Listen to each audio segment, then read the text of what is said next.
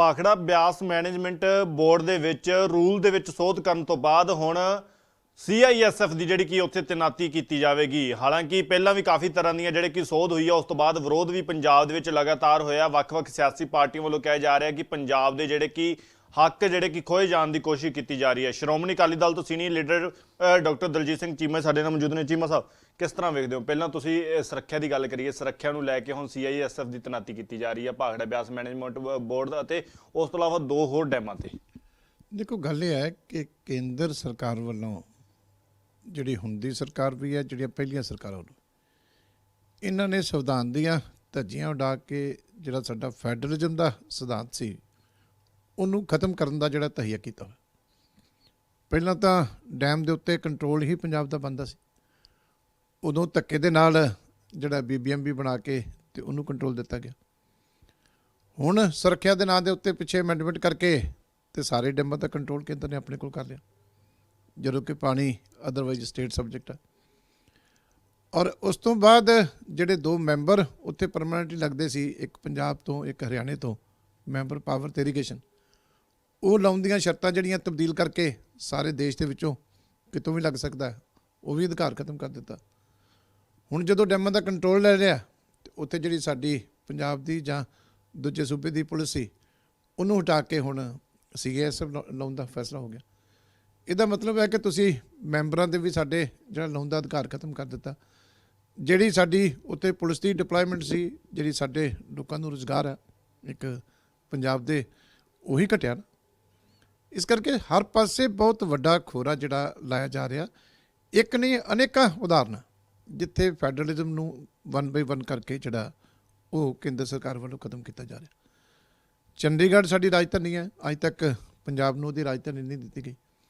ਔਰ ਹੁਣ ਉੱਥੇ ਲਗਾਤਾਰ ਸਿਸਟਮੈਟਿਕ ਕੋਸ਼ਿਸ਼ਾਂ ਹੁੰਦੀਆਂ ਨੇ ਕਿ ਕਿਸੇ ਤਰੀਕੇ ਉੱਥੋਂ ਪੰਜਾਬੀ ਨੂੰ ਖਤਮ ਕੀਤਾ ਜਾਵੇ। ਉੱਥੇ ਪੰਜਾਬ ਦੇ ਤੇ ਹਰਿਆਣੇ ਦੇ ਜਿਹੜੇ ਮੁਲਾਜ਼ਮ ਨੇ ਉਹਨਾਂ ਦੀ ਰੇਸ਼ੋ ਨੂੰ ਡਿਸਟਰਬ ਕਰਕੇ ਕੇਂਦਰ ਆਪਣੇ ਜਿਹੜੇ ਆ ਮੁਲਾਜ਼ਮ ਡੈਪੂਟੇਸ਼ਨ 'ਤੇ ਭੇਜਣ ਲੱਗ ਪਈ ਹੈ। ਪੰਜਾਬੀ ਮਾਂ ਬੋਲੀ ਦੇ ਨਾਲ ਬੇਇਨਸਾਫੀ ਹੋ ਰਹੀ ਹੈ, ਇੱਥੇ ਵੀ ਹੋਈ ਹੈ, ਚੰਡੀਗੜ੍ਹ 'ਚ ਵੀ ਹੋ ਰਹੀ ਹੈ, J&K ਦੇ ਵਿੱਚ ਵੀ ਕੀਤੀ ਗਈ।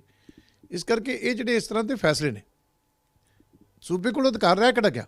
ਪਹਿਲਾਂ ਤੁਸੀਂ GST ਲਾ ਲਿਆ ਤੇ ਸਾਰੇ ਦੇਸ਼ ਦੀ ਜਿਹੜੀ ਫਾਈਨੈਂਸ਼ੀਅਲ ਇਨਕਮ ਹੈ ਜੋ ਸਾਡੀ ਸੂਬਿਆਂ ਦੀ, ਉਹਨੂੰ ਕੰਟਰੋਲ ਕਰ ਲਿਆ। ਹੁਣ ਭਿਖਾਰੀਆਂ ਵਾਂਗੂ ਸੂਬੇ ਮੰਗਦੇ ਫਿਰਦੇ ਆ। ਇਹਦੇ ਤੋਂ ਬਾਅਦ NIA ਬਣਾ ਲਈ ਤੁਸੀਂ, ਜਿਹੜੀ ਹੈ ਨੈਸ਼ਨਲ ਇਨਵੈਸਟੀਗੇਸ਼ਨ ਏਜੰਸੀ, ਤੇ ਜਿਹੜਾ law and order state subject ਸੀ ਉਹਦੇ ਵਿੱਚ ਤੁਸੀਂ ਸਿੱਧੀ ਦਖਲਅੰਦਾਜ਼ੀ ਜਿਹੜੀ ਹੈ ਉਹ ਕਰਨੀ ਸ਼ੁਰੂ।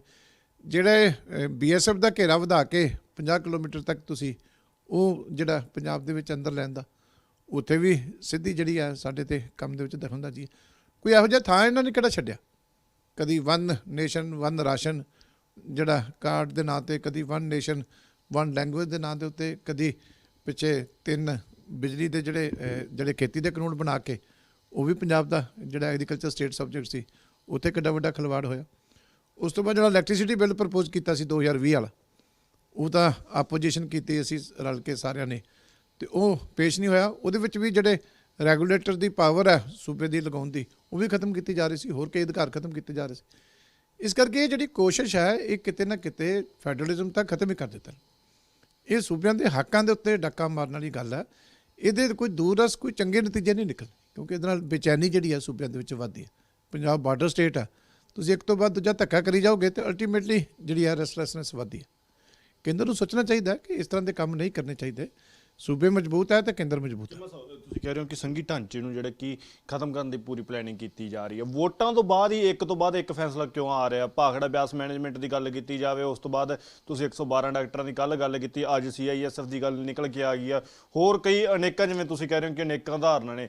ਵੋਟਾਂ ਤੋਂ ਬਾਅਦ ਹੀ ਕੀ ਇਹ ਗੱਲ ਚੱਲ ਰਹੀ ਹੈ? ਕੀ ਪਲੈਨਿੰਗ ਚੱਲ ਰਹੀ ਹੈ ਕੇਂਦਰ ਸਰਕਾਰ ਦੇ ਦਿਮਾਗ 'ਚ? ਨਹੀਂ, ਬਹੁਤ ਸਾਰੇ ਫੈਸਲੇ ਤਾਂ ਜਿਹੜੇ ਮੈਂ ਕਹੇ ਆ ਇਹ ਇਲੈਕਸ਼ਨ ਤੋਂ ਪਹਿਲਾਂ ਦੀ ਹੋਇਆ, ਪਿਛਲੇ ਸਾਲ 2 ਸਾਲ ਦੇ ਵਿੱਚ ਹੀ ਸਾਰੇ ਫੈਸਲੇ ਹੋਏ।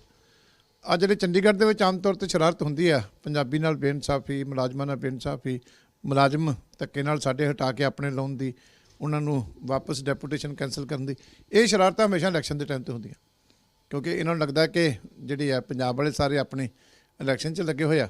ਪ੍ਰਸ਼ਾਸਨ ਜਿਹੜਾ ਪੰਜਾਬ ਦਾ ਇਹਨਾਂ ਗੱਲਾਂ 'ਚ ਧਿਆਨ ਨਹੀਂ ਦਿੰਦਾ, ਤੇ ਉਹ ਜਿਹੜਾ ਕੇਂਦਰ ਦਾ ਪ੍ਰਸ਼ਾਸਨ ਹੈ ਉਹਨਾਂ ਨੂੰ ਸ਼ਾਇਦ ਦਿੱਤੀ ਜਾਂਦੀ ਉਹ ਗਲਤ ਫੈਸਲੇ ਕਰਾਉਂਦੇ। ਪਰ ਇਹ ਕਿਸੇ ਟਾਈਮ 'ਤੇ ਵੀ ਹੋਵੇ ਬਹੁਤ ਖਤਰਨਾਕ ਫੈਸਲੇ, ਇਹਦੇ ਨਾਲ ਵਿਸ਼ਵਾਸ ਟੁੱਟਦਾ ਹੈ ਇੱਕ ਜਿਹੜਾ ਸੂਬਿਆਂ ਦਾ, ਇਹ ਜਿਹੜਾ ਸੂਬਿਆਂ ਦਾ ਕੌਨਫੀਡੈਂਸ ਰਿਸਟੋਰ ਕਰਕੇ ਰੱਖਣਾ, ਇਹ ਕੇਂਦਰ ਦੀ ਬੜੀ ਵੱਡੀ ਜ਼ਿੰਮੇਵਾਰੀ ਹੈ। ਪਰ ਵੋਟਾਂ ਤੋਂ ਪਹਿਲਾਂ ਤਾਂ ਜਦੋਂ ਕਹਿੰਦੇ ਨੇ ਪ੍ਰਧਾਨ ਮੰਤਰੀ ਨਰਿੰਦਰ ਮੋਦੀ ਰੈਲੀ ਕਰਨ ਦੇ ਲਈ ਪੰਜਾਬ ਆਉਂਦੇ ਨੇ ਤਾਂ ਗੱਲਾਂ ਚੱਲਦੀਆਂ ਨੇ ਕਿ ਚੰਡੀਗੜ੍ਹ ਜਿਹੜਾ ਪੰਜਾਬ ਨੂੰ ਦਿੱਤਾ ਜਾ ਸਕਦਾ, ਪੰਜਾਬ ਦੇ ਲੋਕਾਂ ਨੂੰ ਖੁਸ਼ ਕੀਤਾ ਜਾ ਸਕਦਾ। ਪਰ ਹੁਣ ਤਾਂ ਤੁਸੀਂ ਜਿਵੇਂ ਇਸ ਤਰ੍ਹਾਂ ਕਹਿ ਰਹੇ ਹੋ ਕਿ ਸੰਘੀ ਢਾਂਚੇ ਨੂੰ ਜਿਹੜੀ ਕਿ ਖੋਹਣ ਦੀ ਕੋਸ਼ਿਸ਼ ਕੀਤੀ ਜਾ ਰਹੀ, ਤਬਾਹ ਕਰਨ ਦੀ ਕੋਸ਼ਿਸ਼। ਨਹੀਂ, ਹੌਲੀ ਹੌਲੀ ਦੇਖੋ ਨਾ ਕੋਸ਼ਿਸ਼ਾਂ ਹੋ ਰਹੀਆਂ। ਪਿੱਛੇ ਆ ਇੱਥੇ ਵਿਧਾਨ ਸਭਾ ਦੇ ਵਿੱਚ ਚੰਡੀਗੜ੍ਹ ਦੇ ਜਿਹੜੀ ਹੈ ਕਾਰਪੋਰੇਸ਼ਨ ਦੇ ਵਿੱਚ ਪਾਸ ਕਰ ਦਿੱਤਾ ਕਿ ਜਿਹੜੀ ਰਾਜ ਸਭਾ ਦੀ ਸੀਟ ਵੱਖਰੀ ਹੋਣੀ ਚਾਹੀਦੀ। ਇਹਦਾ ਮਤਲਬ ਤੁਸੀਂ ਕਿਸੇ ਨਾ ਕਿਸੇ ਤਰੀਕੇ ਪੱਕੇ ਤੌਰ ਦੇ ਉੱਤੇ ਚੰਡੀਗੜ੍ਹ ਨੂੰ ਜਿਹੜਾ ਹੈ ਉਹ ਪੰਜਾਬ ਨਾਲੋਂ ਕੱਟ ਆਫ ਕਰਨਾ ਚਾਹੁੰਦੇ ਹੋ, ਦੇਣੀ ਨਹੀਂ ਚਾਹੁੰਦੇ ਰਾਜਧਾਨੀ।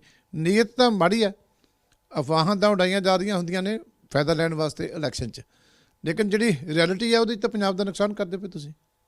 ਪਰ ਭਾਜਪਾ ਦੀ ਗੱਲ ਕੀਤੀ ਜਾਵੇ, ਭਾਜਪਾ ਤਾਂ ਕਹਿੰਦੇ ਨੇ ਕਿ ਜਿਸ ਤਰ੍ਹਾਂ ਭਾਖੜਾ ਬਿਆਸ ਮੈਨੇਜਮੈਂਟ ਦੀ ਗੱਲ ਕੀਤੀ ਜਾਵੇ, ਜੋ ਨੁਮਾਇੰਦਗੀ ਕਰਦੇ ਸਨ, ਚਾਹੇ ਪਾਵਰ ਦੀ ਗੱਲ ਕੀਤੀ ਜਾਵੇ, ਸਿੰਚਾਈ ਦੀ ਗੱਲ ਕੀਤੀ ਜਾਵੇ, ਜੋ ਨੁਮਾਇੰਦਗੀ ਕਰਦੇ ਸਨ ਪੰਜਾਬ ਤੇ ਹਰਿਆਣਾ ਦੀ, ਕਹਿੰਦੇ ਯੋਗਤਾ ਵਧਾਉਣੀ ਜ਼ਰੂਰੀ ਸੀ। ਜੋ ਯੋਗਤਾ ਸਹੀ ਹੋਊਗਾ ਉਹ ਜਿਹੜਾ ਕਿ ਲੱਗ ਸਕਦਾ, ਕੋਈ ਇੱਕ ਖਾਸ ਬੰਦੇ ਨੂੰ ਜਿਹੜਾ ਕਿ ਦਿੱਤਾ ਨਹੀਂ ਗਿਆ ਕਿ ਉਹ ਉਸੇ ਅਹੁਦੇ ਤੇ ਰਵੇ। ਦੇਖੋ ਇੰਨੇ ਸਾਲਾਂ ਤੋਂ ਡੈਮ ਚੱਲ ਰਿਹਾ ਤੇ ਉਹਨਾਂ ਬੰਦਿਆਂ ਨੂੰ ਕੋਈ ਐਕਸਪੀਰੀਅੰਸ ਨਹੀਂ ਹੈਗਾ। ਜਿਹੜਾ ਤੁਸੀਂ ਬਾਹਰੋਂ ਲਿਆਓਗੇ ਉਹਨੂੰ ਐਕਸਪੀਰੀਅੰਸ ਹੈ। ਇਹਦਾ ਮਤਲਬ ਤੁਸੀਂ ਸਮਝਦੇ ਕਿ ਪੰਜਾਬ ਦੇ ਵਿੱਚ ਟੈਲੈਂਟ ਹੀ ਨਹੀਂ ਹੈਗਾ, ਹਰਿਆਣੇ ਦੇ ਵਿੱਚ ਟੈਲੈਂਟ ਨਹੀਂ ਹੈਗਾ, ਇਹੀ ਮਤਲਬ ਹੈ ਨਾ ਤੁਹਾਡੇ ਕਹਿਣ ਦਾ। ਤੇ ਜਿਨ੍ਹਾਂ ਨੇ ਜਿਹੜੇ ਆ ਬੋਰਡ ਦੇ ਬੰਦ ਤੋਂ ਲੈ ਕੇ 1966 ਤੋਂ ਲੈ ਕੇ ਹੁਣ ਤੱਕ ਇਹ ਚਲਾਇਆ, ਉਹ ਬਿਨਾਂ ਤਜਰਬੇ ਤੋਂ ਚਲਾ ਗਏ।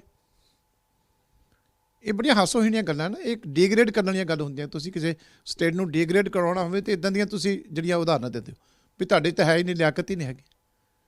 ਪੰਜਾਬ ਦਾ ਇਤਿਹਾਸ ਪੜ੍ਹ ਲੈਣ ਕਿ ਕਿੱਡੇ ਕਿੱਡੇ ਵੱਡੇ ਇੰਜੀਨੀਅਰ ਪੰਜਾਬ ਦੇ ਵਿੱਚ ਹੋਏ ਆ, ਕਿੰਨੇ ਕਿੰਨੇ ਸਿਆਣੇ ਲੋਕ, ਕਿੱਡੇ ਕਿੱਡੇ ਵੱਡੇ ਐਡਮਿਨਿਸਟ੍ਰੇਟਰ ਪੰਜਾਬ ਦੇ ਹੋਏ ਆ। ਇਸ ਕਰਕੇ ਇਹ ਤਾਂ ਤਰਕ ਦੇਣਾ ਵੈਸੇ ਹੀ ਜਿਹੜੀ ਆ ਉਹ ਦੂਜੇ ਨੂੰ ਇਨਸਲਟ ਕਰਨ ਵਾਲੀ ਗੱਲ ਹੁੰਦੀ। ਆਖਿਰ ਸਵਾਲ ਹੋਊਗਾ ਆਉਣ ਵਾਲੇ ਦਿਨਾਂ ਦੇ ਵਿੱਚ ਹੋਰ ਵੱਡੇ ਫੈਸਲੇ ਕੇਂਦਰ ਸਰਕਾਰ ਲੈ ਸਕਦਾ, ਕਿਉਂਕਿ ਚੰਡੀਗੜ੍ਹ ਦੇ ਕਈ ਫੈਸਲੇ ਲੈ ਲਏ ਨੇ, ਉਸ ਤੋਂ ਬਾਅਦ ਡੈਮਾਂ ਦੇ ਕਈ ਫੈਸਲੇ ਲੈ ਲਏ ਨੇ। ਪਾਣੀ ਤੁਸੀਂ ਕਹਿ ਰਹੇ ਹੋ ਕਿ ਸਟੇਟ ਸਬਜੈਕਟ ਹੈ, ਜਿਹੜਾ ਕਿ ਸੂਬੇ ਦਾ ਆਪਦਾ ਹੱਕ ਹੈ, ਉਸ ਨੂੰ ਲੈ ਕੇ ਕਈ ਤਰ੍ਹਾਂ ਦੀ ਪਲੈਨਿੰਗ ਜਿਹੜੀ ਕਿ ਕਹਿ ਸਕਦੇ ਚੱਲ ਰਹੀ ਹੈ। ਆਉਣ ਵਾਲੇ ਦਿਨਾਂ ਦੇ ਵਿੱਚ ਹੋਰ ਵੀ ਫੈਸਲੇ ਜਿਹੜੇ ਕਿ ਪੰਜਾਬ ਦੇ ਖਿਲਾਫ ਹੋ ਸਕਦੇ। ਦੇਖੋ ਪੰਜਾਬ ਹੁਣ ਇਸ ਸਥਿਤੀ ਦੇ ਉੱਤੇ ਪਹੁੰਚ ਗਿਆ ਕਿ ਚੀਜ਼ਾਂ ਬਰਦਾਸ਼ਤ ਕਰਨ ਤੋਂ ਬਾਹਰ ਹੋ ਰਹੀਆਂ। ਇਸ ਕਰਕੇ ਜੇ ਕੋਈ ਹੋਰ ਗਲਤ ਫੈਸਲਾ ਕਰਨਗੇ ਤਾਂ ਉਹਨਾਂ ਪਬਲਿਕ ਦਾ ਰੋਸ ਵਧੇਗਾ। ਇਹਨਾਂ ਨੂੰ ਚਾਹੀਦਾ ਕਿ ਪਿਛਲੇ ਫੈਸਲੇ ਠੀਕ ਕਰਨ, ਮਾਹੌਲ ਜਿਹੜਾ ਉਹਦੇ ਨਾਲ ਜਿਹੜਾ ਇਹ ਸਾਰੇ ਏਰੀਏ ਦਾ ਠੀਕ ਹੁੰਦਾ, ਨਾ ਕਿ ਹੋਰ ਜਿਹੜੇ ਪਿੰਨ ਪ੍ਰਿਕਸ ਜਿਹੜੇ ਆ ਪੰਜਾਬ ਨੂੰ ਦੇਣੇ ਚਾਹੀਦੇ। ਸ਼੍ਰੋਮਣੀ ਅਕਾਲੀ ਦਲ ਕੀ ਪਲੈਨਿੰਗ ਕਰ ਰਿਹਾ ਇਹਨਾਂ ਫੈਸਲੇ? ਨਹੀਂ, ਅਸੀਂ ਇਹ ਸਾਰਾ ਮਸਲਾ ਗੰਭੀਰਤਾ ਨਾਲ ਟੇਕ ਅਪ ਕਰਾਂਗੇ ਗ੍ਰਹਿ ਮੰਤਰੀ ਦੇ ਨਾਲ, ਕਿਉਂਕਿ ਯੂਟੀ ਦਾ ਸਾਰਾ ਕੰਟਰੋਲ ਗ੍ਰਹਿ ਵਿਭਾਗ ਕੋਲ ਹੀ ਹੈ। ਉਹਨਾਂ ਨਾਲ ਟੇਕ ਅਪ ਕਰਾਂਗੇ ਔਰ ਉਹਨਾਂ ਨੂੰ ਇਹ ਸਾਰੀਆਂ ਗੱਲਾਂ ਕਹਾਂਗੇ ਕਿ ਇੱਥੇ ਐਕਸ਼ਨ ਵੀ ਲਓ ਕਿ ਜਦੋਂ ਅਸੀਂ ਰੌਲਾ ਪਾਉਂਦੇ ਹਾਂ ਉਦੋਂ ਚੀਜ਼ ਰੁਕ ਜਾਂਦੀ ਹੈ। ਤੇ ਇਹ ਕਿਹੜੇ ਅਫਸਰ ਕਰਦੇ ਆ, ਇਹਨਾਂ ਨੂੰ ਕਿੰਨੇ ਅਧਿਕਾਰ ਦਿੱਤੇ ਹੋਏ ਆ, ਇਹਨਾਂ ਦੇ ਪਿੱਛੇ ਕੌਣ ਆ, ਇਹਦੀ ਤਹਿ ਤੱਕ ਵੀ ਜਾਣਾ ਚਾਹੀਦਾ। ਕਿ ਤੁਸੀਂ ਰੀਆਰਗਨਾਈਜੇਸ਼ਨ ਐਕਟ ਨੂੰ ਇਗਨੋਰ ਕਰਕੇ ਜਿਹੜੇ ਫੈਸਲੇ ਉਸ ਵੇਲੇ ਹੋਏ ਆ, ਸਟੇਟਾਂ ਨੂੰ ਵਿਸ਼ਵਾਸ 'ਚ ਲੈ ਕੇ ਉਹ ਵਿਸ਼ਵਾਸ ਤੋੜ ਕੇ ਤੇ ਅਫਸਰ ਆ ਕੇ ਫੈਸਲੇ ਕਰੀ ਜਾਣ, ਇਹ ਕਿਸੇ ਵੀ ਤਰੀਕੇ ਵਾਜਬ ਨਹੀਂ ਹੈ। ਬਹੁਤ ਬਹੁਤ ਧੰਨਵਾਦ। ਸ਼੍ਰੋਮਣੀ ਅਕਾਲੀ ਦਲ ਤੋਂ senior leader doctor Daljit Singh Cheema ਸਾਡੇ ਨਾਲ ਮੌਜੂਦ ਸਨ। ਸੰਘੀ ਢਾਂਚੇ ਨੂੰ ਲੈ ਕੇ ਗੱਲਬਾਤ ਹੁੰਦੀ ਹੈ ਕਿ ਸੰਘੀ ਢਾਂਚਾ ਜਿਹੜਾ ਖਤਮ ਕਰਨ ਦੀ ਜਿਹੜੀ ਕਿ ਪਲੈਨਿੰਗ ਹੈ ਕੇਂਦਰ ਸਰਕਾਰ ਕਰ ਰਿਹਾ, ਕਿਉਂਕਿ ਅੱਜ CISF ਦੀ ਤੈਨਾਤੀ ਨੂੰ ਲੈ ਕੇ ਵੀ ਗੱਲਾਂ ਜਿਹੜੀਆਂ ਚੱਲ ਰਹੀਆਂ ਨੇ। ਉਸ ਤੋਂ ਇਲਾਵਾ ਪਹਿਲਾਂ ਵੀ ਕਈ ਤਰ੍ਹਾਂ ਦੀਆਂ ਜਿਸ ਤਰ੍ਹਾਂ ਕਹਿ ਸਕਦੇ ਨੁਮਾਇੰਦਗੀਆਂ ਖਤਮ ਕਰਨ ਨੂੰ ਲੈ ਕੇ ਅਤੇ ਸੂਬੇ ਦੇ ਖਾਸ ਤੌਰ 'ਤੇ ਸੂਬਿਆਂ ਦੇ ਜੋ ਹੱਕ ਹੈ ਉਹ ਖੋਏ ਜਾਣ ਨੂੰ ਲੈ ਕੇ ਹਰੇਕ ਵਿਰੋਧੀ ਧਿਰ ਕਹਿ ਸਕਦੇ ਹਰੇਕ ਸਿਆਸੀ ਧਿਰ ਜਿਹੜੀ ਕਿ ਕੇਂਦਰ ਸਰਕਾਰ ਤੇ ਸਵਾਲੀਆ ਨਿਸ਼ਾਨ ਖੜਾ ਕਰ ਰਹੀ ਹੈ। ਕੈਮਰਾਮੈਨ ਤੇਜਿੰਦਰ ਦੇ ਨਾਲ ਕਮਲਦੀਪ, ਲਿਵ ਇੰਡੀਆ ਨਿਊਜ਼, ਚੰਡੀਗੜ੍ਹ।